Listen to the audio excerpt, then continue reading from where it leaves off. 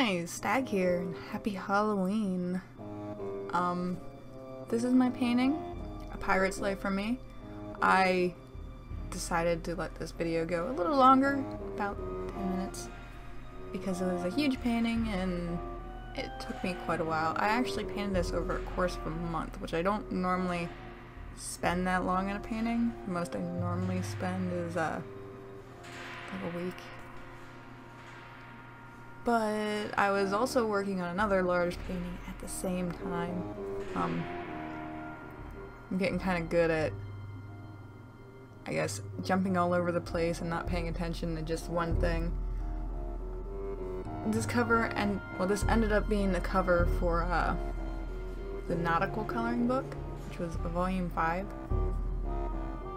It had mermaids, pirates, sailor girls, all this stuff that like I normally would paint if I was doing nautical stuff anyway.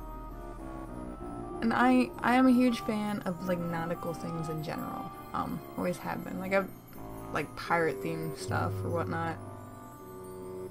And I've really been into painting little sailor girls with paper sailor caps. So why not? One of those whimsical things from youth, I guess. Making the little paper boats and paper hats. So this painting was so much fun, yet so terrible at the same time. And it's these paintings I end up liking the most, that I do all these intricate details in the background. And I love grunge. That's one of the reasons why I love zombie paintings when I do them anyway. Because I get to experiment with blood splatter, and sometimes I'll do rust. Things in that town that, you know, these zombies have kind of fallen on the wayside and peeling paint or whatnot, because no one's really around to maintain stuff because there's a lot of zombies. And I like doing that. My daughter had seen this painting and she's like, her apartment's not very nice, and it kind of made me laugh. Because I love things like rust. I love looking at pictures of rust, peeling paint. I always gotta poke at peeling paint. Wallpaper. I grew up in a house with so many layers of wallpaper, and a long time ago my parents got divorced and my dad ended up starting to peel away the wallpaper. There was so much wallpaper. And I'm saying wallpaper a lot because that kind of ended up being a joke while I was streaming this, because I did a good portion of this on stream, because I decided to do wallpaper but make the mask wallpaper. So that was kind of interesting, I guess. There was a lot of little intricate painting. I ended up using a stencil to get more uniform the mask thing, because there's no way I was gonna sit there and draw it free by hand for the entire duration. Like, I guess I could get more technical and just start using a roller from now on, or measuring things and making sure I put them in the right proportions anyways, but I think it adds to that handmade special charm anyway. Because I'm pretty sure my window is pretty darn far from being a real nice triangle. But, you know, my house, I don't know about you, but our walls weren't really level, or our windows weren't really level. It was a pretty old house, and yeah, things were a little cocked sometimes. But it was really great when my dad was peeling away the wallpaper. And eventually I went along and started doing it to my old room. And it, like, there was just so many layers, so much history there, and it's just like there's fireworks and fish wallpaper. Like, why is that a thing? They're just the different shapes on it. There's just so many layers, and every time you peel another layer, you find another one, or you go underneath 3. Like, it was just so thick. So much wallpaper. But the house also had old horsehair plaster in the lath, and there's points where the wallpaper was literally holding up the walls still. And I remember like accidentally gouging it a little bit with the scraper thing and revealing this giant crack in the wall that's like just warped, and I don't know. I love stuff like that. I love dilapidated buildings. And I thought it was the coolest thing ever. The walls really weren't that bad. It was just really nice to see the cracks in the wallpaper tearing and wrinkling, and the kind of stuff I really enjoy painting. It's kind of, I don't know, like attention to detail, I guess. Like making the wall, like something stupid like making the wallpaper look like it's trying to line up, but it's just not quite. Like someone like offset it a little bit. Like I like painting that. Like it seems stupid.